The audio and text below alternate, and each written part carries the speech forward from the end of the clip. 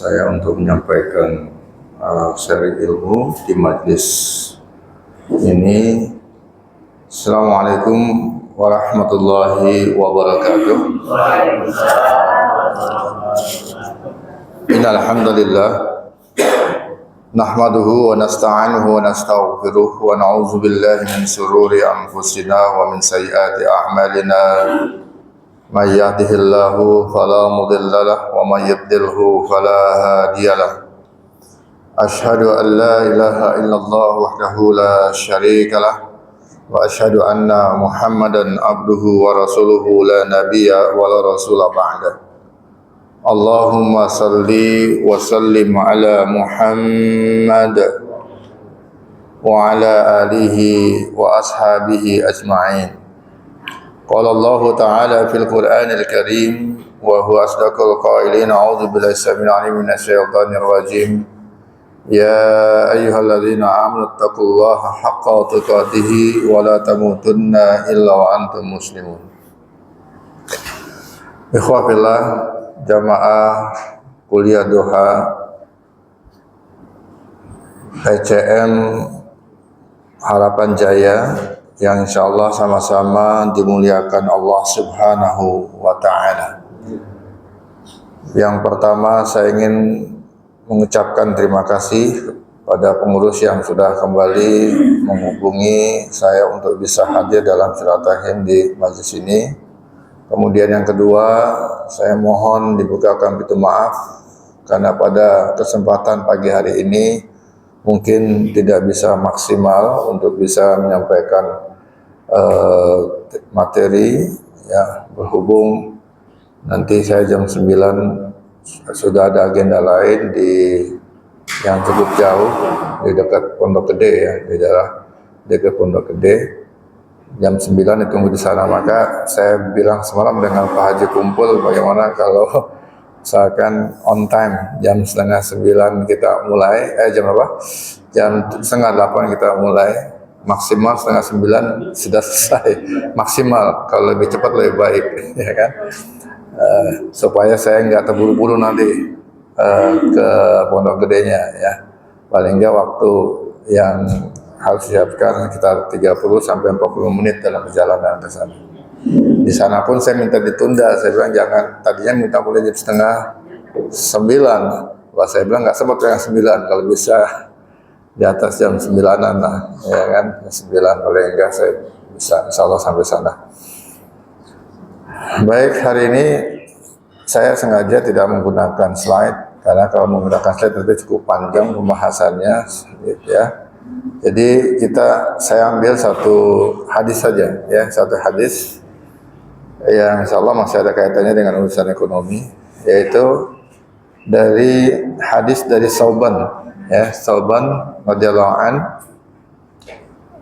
di mana dalam hadis tersebut diceritakan bahwasanya Nabi Sallallahu Alaihi Wasallam pernah bersabda, "Man faraqa ruhul jasad wa huwa bari'um min salas dakhalal jannah."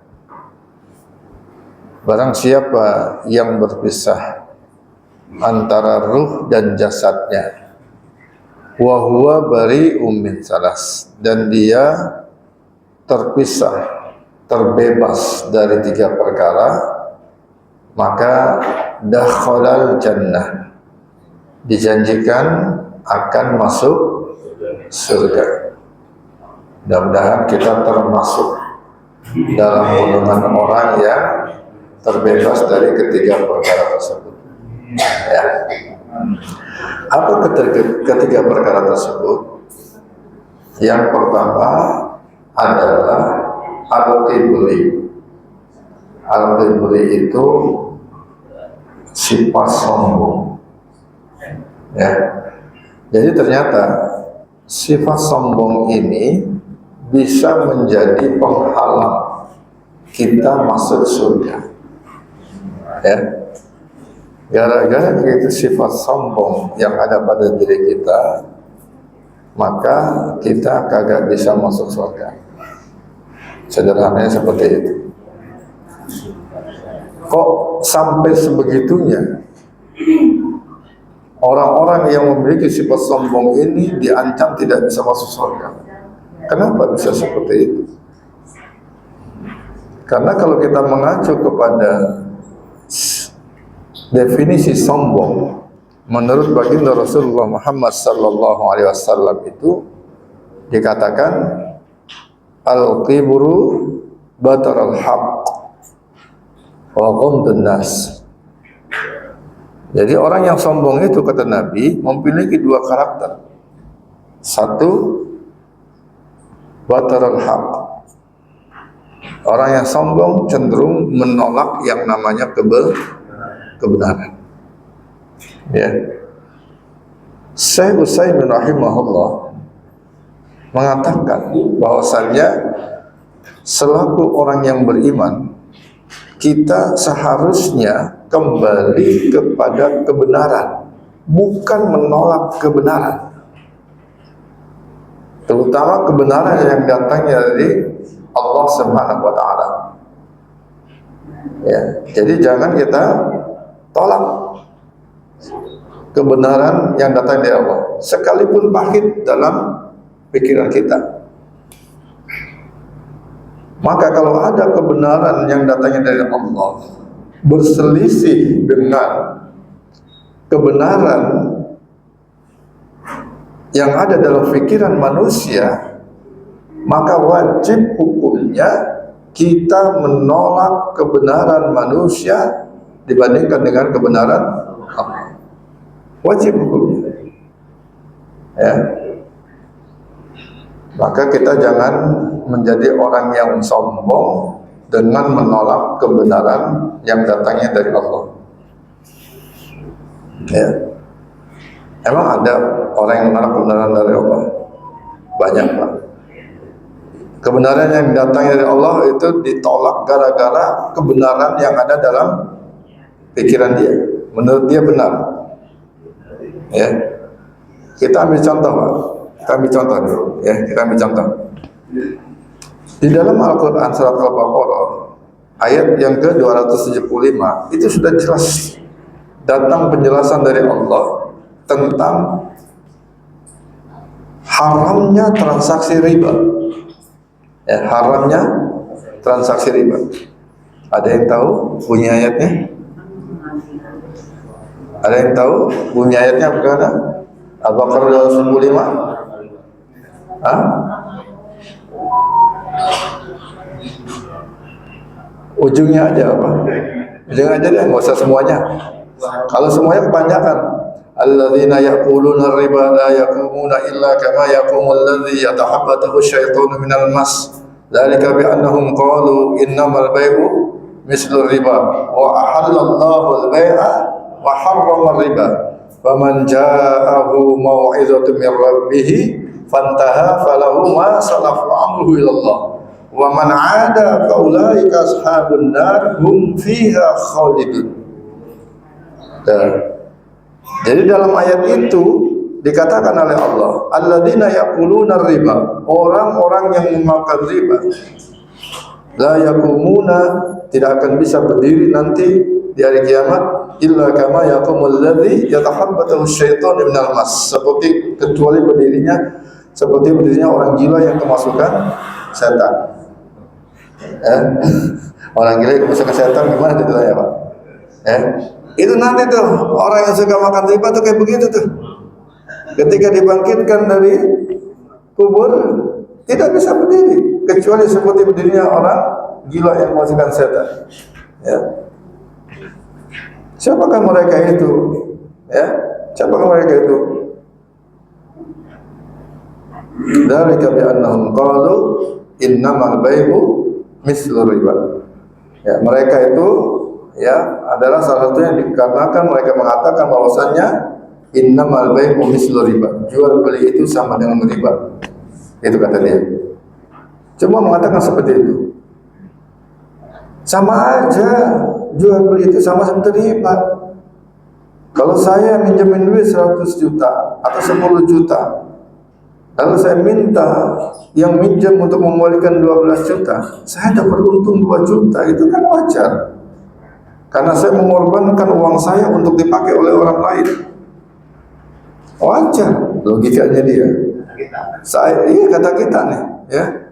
Kita nggak bisa pakai duit itu selama sekian tahun. Makanya wajar kalau saya minjemin 10 juta selama 1 tahun minta dikurangin 12 juta, itu wajar. Ya, sama seperti orang yang melakukan akad jual beli. Ya, ini motor kalau saya jual cash harganya 10 juta. Ente mau kagak anak kreditin setahun 12 juta. Ya, modalnya berapa? 10 juta kan? Kalau dikreditin dapat untung berapa? 2 juta. Sama kan dengan tadi anda pinjemin ente duit 10 juta, ente beli motor sono 10 juta cash, terus ente punya utang sama ane 12 juta. Sama nggak? Sama.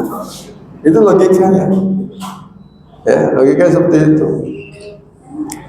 Jadi orang yang mengatakan logika jual beli itu sama dengan riba, ya, itu diancam nanti di hari kiamat. Ya, tidak akan bisa berdiri kecuali seperti berdiri orang gila yang masalah setan. Ya.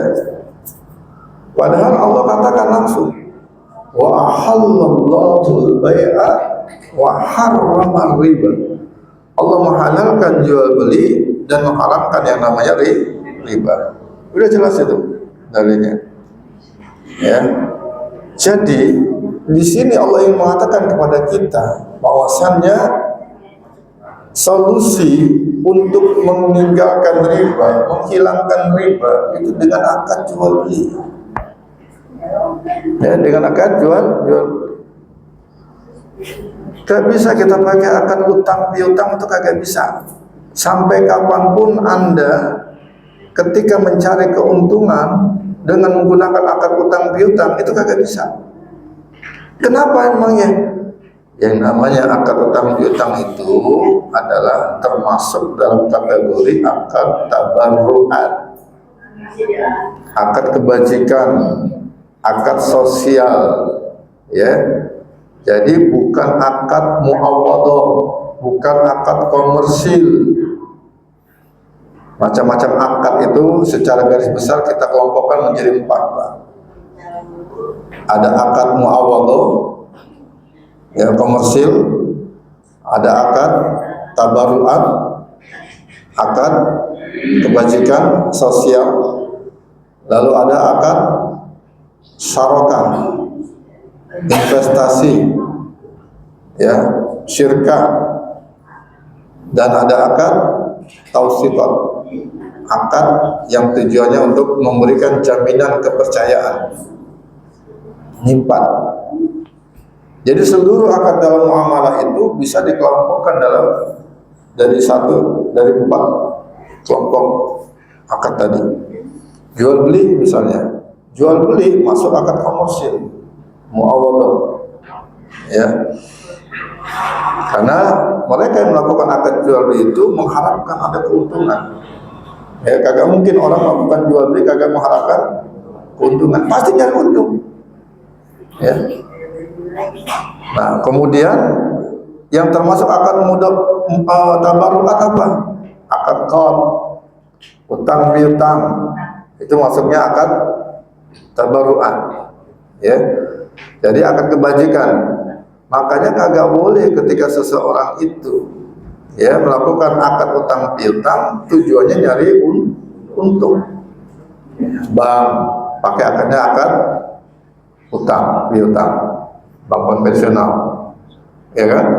Koperasi simpan pinjam akadnya utang piutang. Kagak boleh koperasi simpan pinjam nyari untung dari akad simpan pinjam, itu nggak boleh. Ya, bank konvensional juga kagak boleh. Seluruh akad yang digunakan bank konvensional itu akad utang piutang. Bapak naruh duit di bank konvensional, itu akadnya akad apa? Hah? Akad apa itu? Utang piutang atau nitip? Nitip. Yakin nitip? Hah? Kalau yang namanya nitip, Pak, duit kita kasih kepada orang yang kita titipkan, itu yang menerima titipan dia kagak boleh pakai. Itu akad nitip. Nah, sekarang pertanyaan saya, Bapak nitip duit di bank, emang duit Bapak kagak dipakai sama bank? Hah? Iya dipakai. ya, dipakai. Maka, dan Bapak ikhlas kan? Ikhlas kita dipakai dari Bapak? Ikhlas. Kalau kagak ikhlas kita ngomong di depan, gitu kan? Gua naruh duit kagak boleh dipakai nih, sama bank, sama CS-nya. Bisa ngomong gitu? Kagak bisa. Ya, jadi duit yang kita titipkan di bank itu adalah akadnya sebenarnya bukan nitip, tapi utang piutang. Ya, utang piutang. Kata Ibnu Utsaimin, ya, ketika seseorang memberikan titipan kepada bank, lalu orang tersebut memberikan kesempatan bagi yang menerima titipan, dalam hal ini adalah bank, untuk menggunakan uang yang dititipkan, maka akad titipnya itu berubah menjadi akad utang piutang. Nah, kalau akad utang piutang bebas, ya, yang dapat duit itu bebas, dia mau pakai buat apa, yang penting saatnya, ya, dikembalikan, balikin, gitu namanya akad piutang, ya. Jadi kita sebagai nasabah yang menyimpan duit, ngutangin ke bank. Bank punya utang sama kita, ya, bank punya utang sama kita. Nah, karena akadnya utang piutang, maka tidak boleh, ya, kita itu mendapatkan keuntungan seperak pun dari utangan yang kita berikan. Tidak boleh. Karena kaidah fikih mengatakan kullu qardin dzarra manfaatan wa huwa riba. Setiap pinjaman yang mendapatkan manfaat bagi yang memberikan pinjaman, maka manfaat atau keuntungan tersebut dikategorikan riba. Ya, tidak boleh kita dapat keuntungan dari utang piutang tersebut. Kenapa? Karena dasarnya tadi, akad utang piutang itu adalah akad apa? Tabarru, akad kebajikan, akad menolong orang lain. Masa kita mau nolong orang lain, di sisi lain kita kepengen dapat untung dari orang yang kita tolong? Logis kan? Orang lagi susah kita tolong, gitu ya. Kita nyari untung di situ, nggak boleh. Nggak logis itu, Pak. Ya. Yang ada, kalau kita itu ingin berbuat kebaikan kepada orang lain, yang ingin berbuat sosial kepada orang lain, yang ada kita harus mengorbankan. Harus ada pengorbanan dari kita. Ya kan? Ada sesuatu yang kita korbankan. Apa yang kita korbankan? Tuh tadi, yang harusnya kita bisa pakai duit kita, ya, kita kasih pinjam ke orang lain, akhirnya kita kagak bisa pakai itu duit itu. Betul. Nah, itu pengorbanan kita. Makanya kenapa, ya, kita itu mendapatkan pahala yang besar dari uang yang kita pinjamkan. Itu pahalanya sama kita seperti bersedekah separuh dari yang kita pinjemin.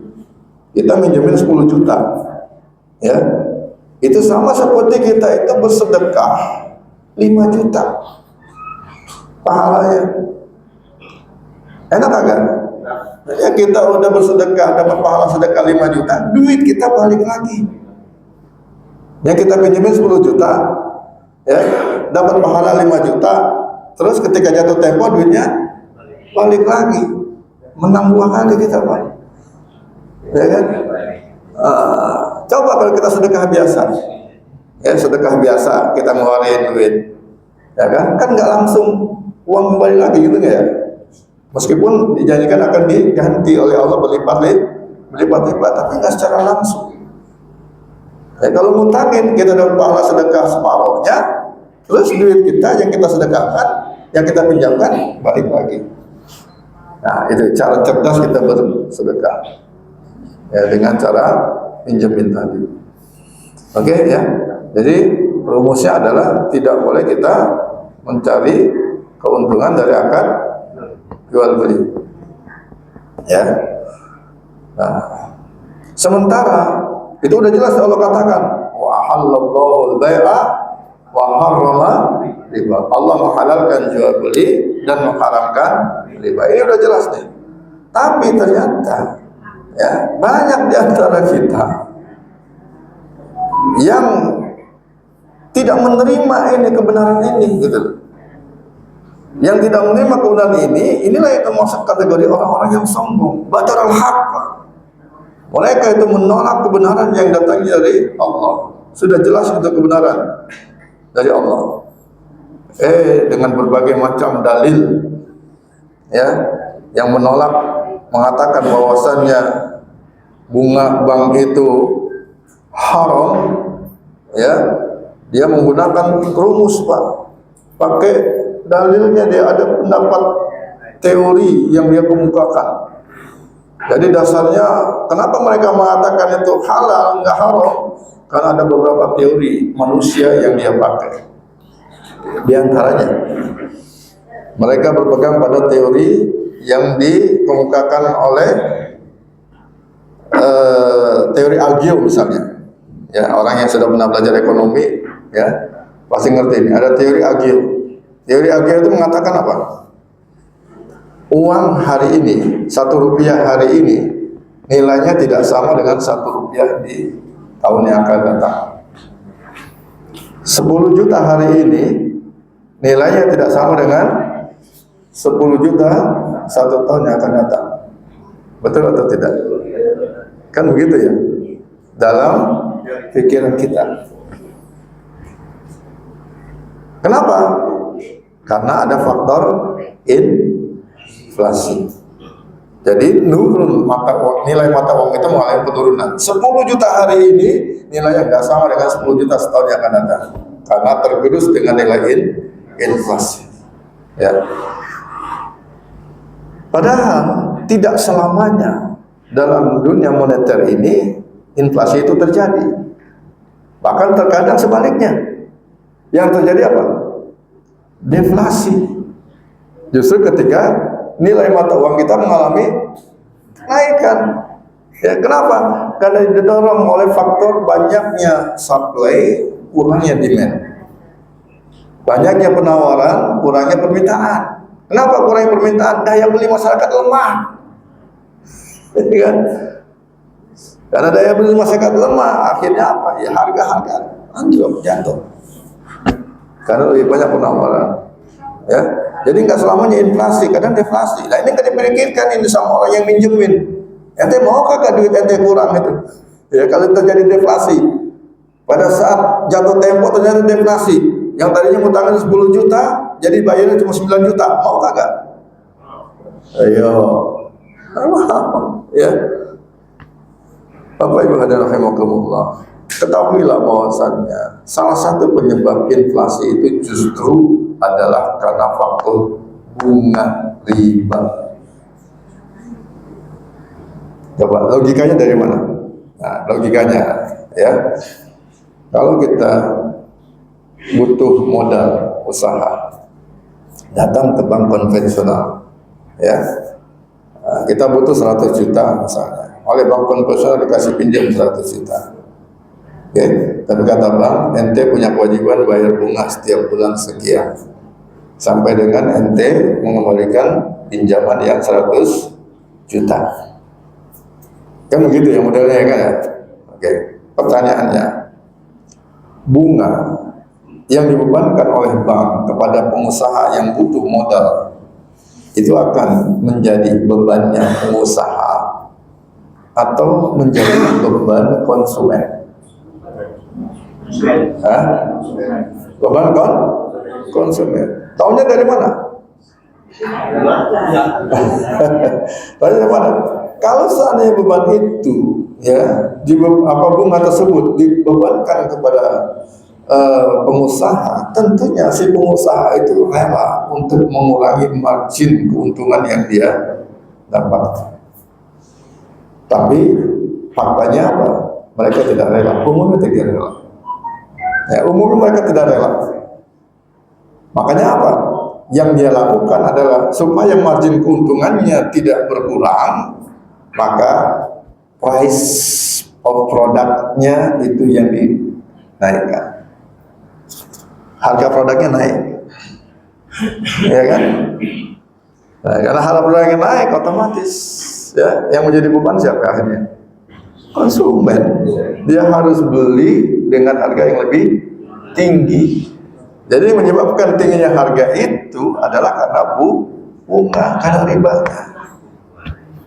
Tuh, itu dalil yang mereka pakai, yang katanya bunga bank itu halal karena dengan asumsi tadi. Oke. Kemudian ada juga di antara mereka yang menggunakan teori Higgs. Ya, teori Higgs. Bagaimana teori Higgs itu? Mekanismenya seperti apa? Mereka mengatakan bahwasannya waktu itu memiliki nilai sebagaimana barang dan jasa memiliki nilai. Ya, saya memberikan pinjaman 10 juta untuk masa 1 tahun. Nah, 1 tahun itu dianggap memiliki nilai. Karena uang yang saya berikan ya tidak bisa saya pakai selama 1 tahun, maka sebagai gantinya perlu ada tambahan nilainya di situ. Jadi dianggap waktu itu memiliki nilai sebagaimana layaknya barang dan jasa memiliki nilai. Kira-kira pendapat ini benar atau tidak? Menurut Bapak, benar atau tidak? Ayo. Ini juga sama, pendapat yang tidak benar. Ya, kenapa? Ya, karena waktu itu boleh dia memiliki nilai, ya, kalau dia dikaitkan dengan barang dan jasa. Jadi selama waktu itu tidak ada kaitannya dengan barang, tidak dikaitkan dengan barang, dan tidak dikaitkan dengan jasa, maka waktu itu tidak ada nilainya sama sekali.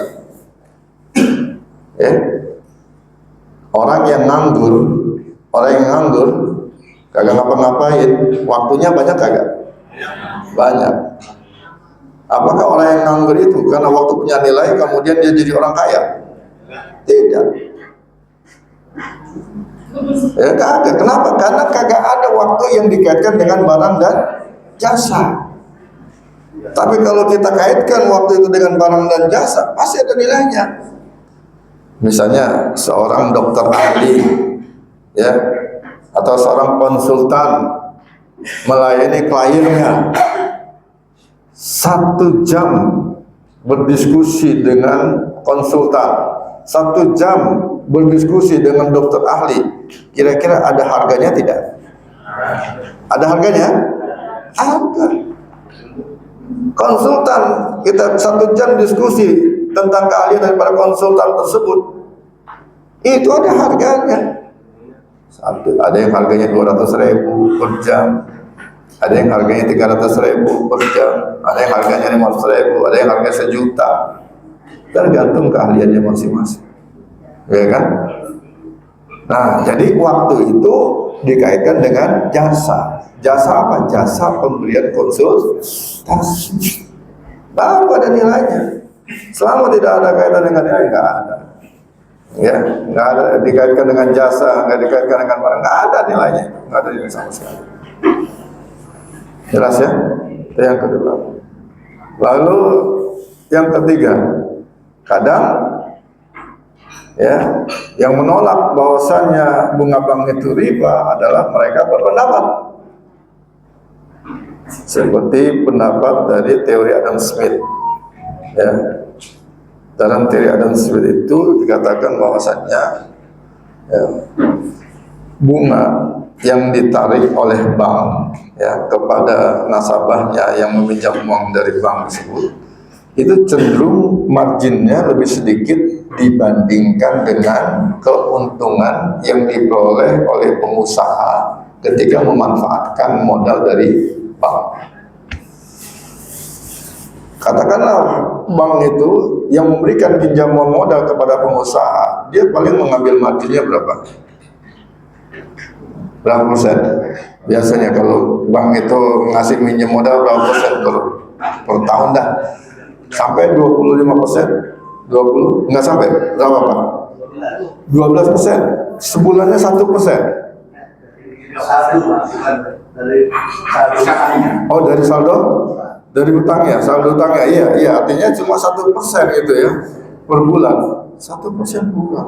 Ya, pengusaha dia menetapkan ketika dapat modal dari bank tersebut, ya, dia kelola itu modal, dia kira-kira punya target keuntungannya berapa persen yang dia dapatkan, margin profitnya berapa persen, minimal 20% kan ya. 20% dan untungnya. Ya. Nah, dengan alasan semacam itu maka sah-sah saja seorang bankir atau bank itu memberikan pinjaman lalu dia menetapkan bunga kepada pengusaha tersebut setiap bulannya sekian persen, 3%. Bapak setuju dengan pendapat ini? Kalau Bapak setuju, berarti Bapak setuju dengan ketidakadilan. Ya. Di mana nggak adilnya Ustaz? Bukannya itu adil?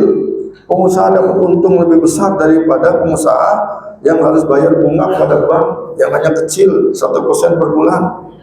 Dia dapat untung 19%. Selisihnya, ya kan? Kalau dia dapat 20% keuntungannya, dia hanya 1% misalnya. Bayar ke bank. Kan gitu logika gitu kan? Nggak adil Pak Ustaz. Ya. Oke, saya katakan bahwa ini justru yang tidak adil. Kenapa? Yang namanya orang berbisnis tidak ada jaminan bisnisnya itu pasti untung, nggak ada jaminan. Ya, wa ma tadri nafsum madza taksibu ghadan. Quran surat Luqman di ujung surat tersebut dikatakan oleh Allah seperti itu. Nggak ada yang tahu apa yang akan terjadi di masa yang akan datang. Siapapun kita nggak ada yang tahu. Termasuk orang yang berbisnis, nggak akan ada yang tahu apakah bisnisnya itu akan datang keuntungan atau kerugian, nggak ada yang tahu. Gitu. Ya, karena nggak ada yang tahu, maka kita kagak lazim untuk menetapkan langsung. Dan ente setiap bulan karena ente usaha, tiap bulan ane kasih dibebankan bunga sekian bayar ke ane. Ini ane kasih modal ente. Nah, adil itu. Ya. Maka yang adil bagaimana? Yang adil itu adalah pakai akad yang mudharabah. Itu adil. Ya. Kalau dengan cara tadi kan kagak adil. Iya, kalau perusahaannya untung, yang dikasih modal dia untung, ya kan? Wajar dia bayar kepada bank sebagai tambahan, ya wajar. Tapi bagaimana kalau perusahaannya rugi? Pertanyaannya, bank mau kagak menerima kerugian itu? Menanggung kerugian itu mau kagak bank? Kagak mau. Ini kagak fair, ini kagak adil. Ya. Jadi yang adil bagaimana? Yang adil pakai konsep mudharabah, akad mudharabah. Ya, mudharabah itu pakai hasil. Kalau memang ada untung dibagi, kalau nggak ada untung ya kagak dibagi. Kalau ada beban ya sama-sama ditanggung. Bukan cuma satu pihak yang menanggung beban kerugian, dua-duanya menanggung beban kerugian. Ya, kalau untungnya gede, bagi hasilnya gede. Untungnya kecil, bagi hasilnya kecil. Kalau terjadi rugi, maka sama-sama menanggung kerugian. Yang ngasih modal dengan yang mengelola juga sama-sama menanggung kerugian. Itu baru adil konsep Islam. Ya, jelas ini. Ya, jelas. Oke.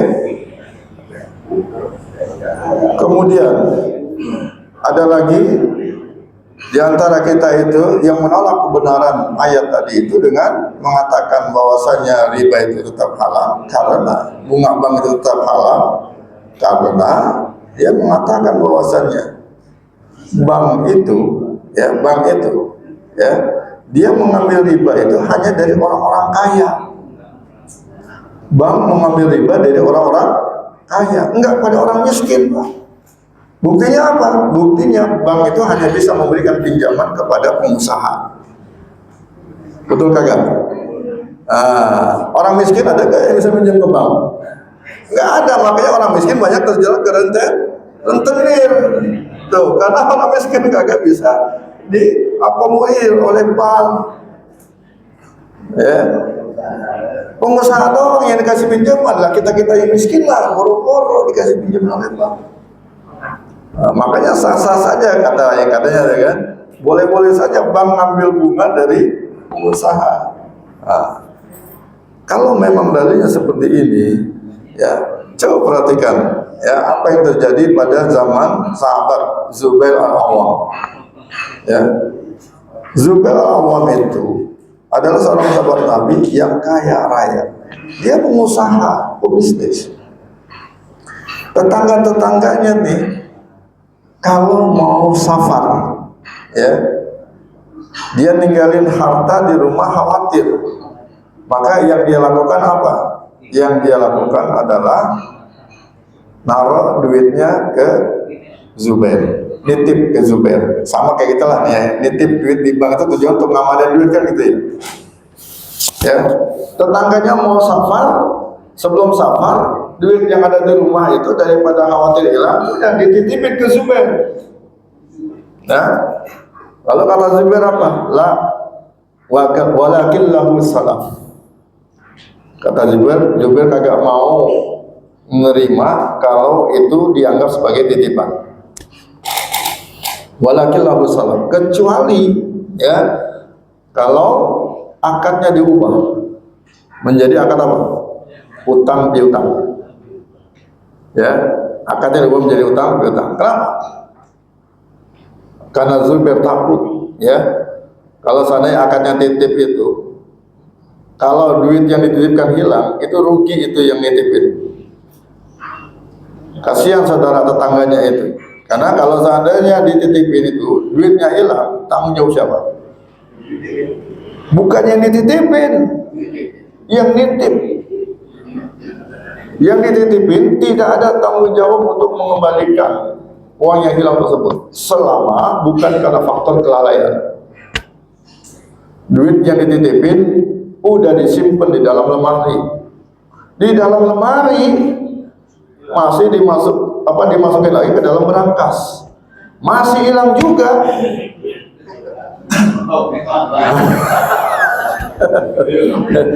Masih hilang juga, maka ini udah lepas tanggung jawab yang terima titipan. Ya. Lain ceritanya kalau ada orang nitip, ya, orang nitip duit ke kita, ya, terus duit yang dititipin kita taruh di depan pintu kita, ya, hilang kan? Hilang. Nah ini wajib ganti nih, wajib ganti yang terima titipan karena faktor kelak. Nah Zubair kagak mau, ya, kasihan nanti, ya, udah gini aja dah, ubah aja dah akadnya jadi jangan nitip, ya, tapi ngutangin aja, ente ngutangin ke aneh, gitu loh, ya. Nah kalau akad ngutangin, maka Zubair wajib untuk mengembalikan, betul kagak? Mau hilang mau kagak, pokoknya wajib mengembalikan, tuh, ya, itu. Dan keuntungan Zubair adalah kalau akad yang ngutangin, dia bisa pakai untuk mengembangkan bisnisnya, gitu, ya. Udah ubah akadnya jadi akad utang, sehingga juga bebas pakai duitnya yang dititip itu, bebas karena akadnya ngutangin, gitu, ya. Oke, saya pikir itu Pak, ya. Jadi kita jangan sombong dengan keyakinan otak kita ini, ya, untuk berusaha melawan dari apa yang sudah Allah tentukan, ya. Al-haqqu min rabbika fala takunanna minal mumtarin. Udah jelas itu kebenaran datangnya dari Allah. Jadi apa yang Allah sampaikan di dalam Al-Quran itu pasti benar, udah. Ya, jangan ente coba-coba ngakalin pakai akal kita, otak kita ini yang terbatas, serba terbatas ini. Ya, udah, kalau emang riba itu haram, haram udah, kagak usah ditawar-tawar lagi, tinggalin udah, ya. Makanya diancam oleh Allah, ya kan? Di ujung ayat yang ke-225 tadi apa? Faman ja'ahu mau'izatun mir rabbih fantaha falahu ma salaf wa amru ila Allah. Ya, kalau sudah datang dari Rabbmu penjelasan tentang bahaya riba melalui para asatidz, para ulama, ya para alim ulama, ya tentang bahaya riba ini sudah kita ketahui. Fantaha, lalu kita berhenti dari transaksi riba, falahu ma salaf wa amru Allah. Ya, maka yang sudah kita lakukan, transaksi riba yang sudah kita lakukan selama ini akan diampuni oleh Allah. Ya, diampuni. Udah, agak usah khawatir. Ya, tinggalkan saja semua saja. Tapi sebaliknya, waman ada, udah dikasih tahu juga tentang bahaya riba, ente masih ngulangin aja, kata Allah. Waulaika ashabun nar, hum fiha khalidun. Masuk kita kelompok penghuni neraka, bukan cuma sekedar masuk, hum fiha khalidun, kekal di dalamnya, kekal di dalamnya. Ya. Jadi ternyata ada ya orang Islam yang masuk neraka kekal di dalamnya. Ya, mengomentari, menafsirkan ayat ini, ulama juga mengatakan bahwasannya kekal yang dimaksudkan di sini adalah kekal selama-lamanya. Ada juga yang mengatakan seperti itu, ada juga yang mengatakan oh ini karena saking lamanya di neraka maka dianggap kekal. Karena kalau orang Islam yang sudah mengucapkan syahadat, setidaknya dia masih bisa mencicipi surga. Jadi nggak kekal di neraka. Wallahu a'lam. Baru satu ya yang kita bahas tentang kesombongan. Ya, karena kesombongan adalah batarul haq, menolak kebenaran. Ghamtun nas, dan orang yang sombong cenderung itu menyepelekan, mengecilkan manusia yang lain. Ya makanya kenapa Allah tidak suka dengan orang-orang yang sombong. Innallaha la yuhibbu man kana mukhtalan fakhura. Allah tidak suka dengan orang yang sombong dan suka membangga-banggakan diri. Ya. Kenapa kita harus sombong? Oh, semua yang kita miliki ini adalah milik Allah. Ya. Apa yang kita perlu sombongin gitu loh. Bapak bisa hidup di muka bumi ini karena siapa? Karena Allah. Ini nikmat dari Allah. Fasilitas yang Allah kasih, kita bisa hidup di dunia ini. Yaitu apa? Umur. Nikmat umur yang pertama. Kemudian yang kedua apa? Allah kasih kita kesempatan untuk memiliki ilmu. Ilmu ini adalah fasilitas yang kedua yang Allah berikan kepada kita. Karena dengan ilmu ini kita bisa membedakan mana jalan yang benar, mana jalan yang salah. Mau belok ke kanan apa ke kiri itu karena ilmu.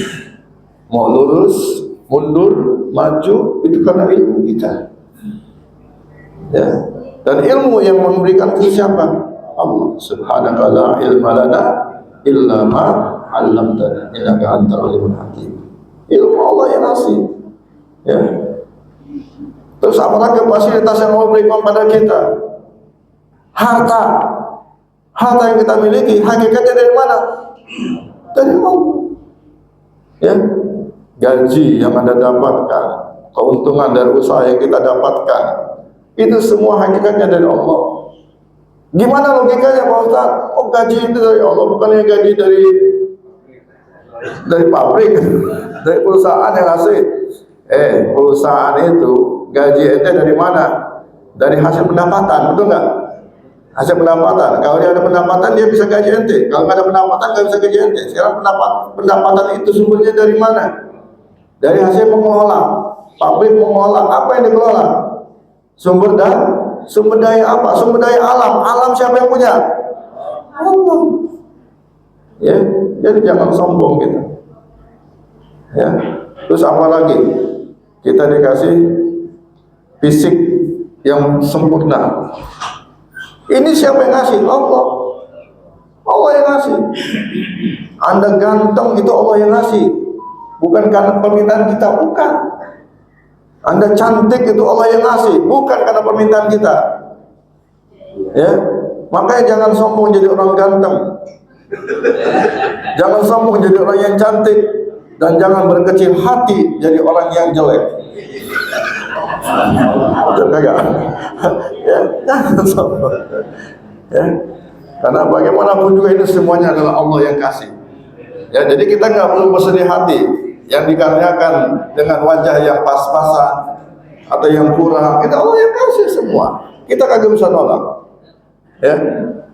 Dan seluruh fasilitas yang Allah kasih itu, ingat, seluruh fasilitas yang Allah kasih tersebut itu adalah modal yang Allah kasih kepada kita untuk mensiasati hidup kita di dunia ini. Dan semua modal pasti dimintai pertanggungjawaban oleh yang ngasih modal. Betul kagak? Bapak dikasih modal jalan usaha, diminta pertanggungjawaban kagak? Sama pemberi modalnya? Pasti diminta. Setiap tahun kita diminta untuk membuat laporan keuangan dalam rangka untuk menilai kinerja kita dalam mengolah modal tersebut bisa apa kagak. Nah ini juga sama. Allah kasih modal kita umur, Allah kasih modal kita ilmu, Allah kasih modal kita harta, Allah kita kasih modal dengan fisik yang lengkap. Ini akan dimintai pertanggungjawaban oleh Allah. Makanya dikatakan oleh Rasulullah dalam hadis At-Tirmidzi, la tazulu qadama 'abdin yaumal qiyamah hatta yus'al. Nanti di hari kiamat, ya, kedua kaki kita itu di padang mahsyar tidak akan melangkah hatta yus'al, kecuali setelah ditanya akan 4 perkara. Perkara yang pertama ditanyakan apa? Wa an umrihi fi ma'afna, tentang umur kita, ya. Ini kita pakai untuk ngapain aja? Ya, ada yang dikasih umur 20 tahun, 30 tahun, 40 tahun, 50 tahun, bahkan 80 tahun. Ini sudah kita habiskan untuk ngapain aja? Wa an ilmihi, tentang ilmunya, fima fa'ala, sudah kita pakai untuk ngapain aja itu ilmu. Ya, yang kita dapetin, kita udah berbuat apa dengan ilmu yang kita miliki. Wa an malihi, tentang harta kita ditanya oleh Allah juga, min aina tasabahu wa fima anfaqahu, dari mana kita dapat, dari mana kita belanjakan. Wa an jismihi, tentang fisik dasar kita yang kita miliki, yang sudah kita pergunakan untuk apa saja. Mata kita lebih banyak melihat apa, telinga kita lebih banyak mendengar apa, kaki kita lebih banyak kita bawa ke majelis ilmu, tempat ibadah atau ke mall. Itu diminta pertanggungjawaban oleh Allah. Saya pikir ini ya yang bisa saya sampaikan. Waktu terbatas, ya mudah-mudahan insyaallah yang sedikit ini ada manfaat.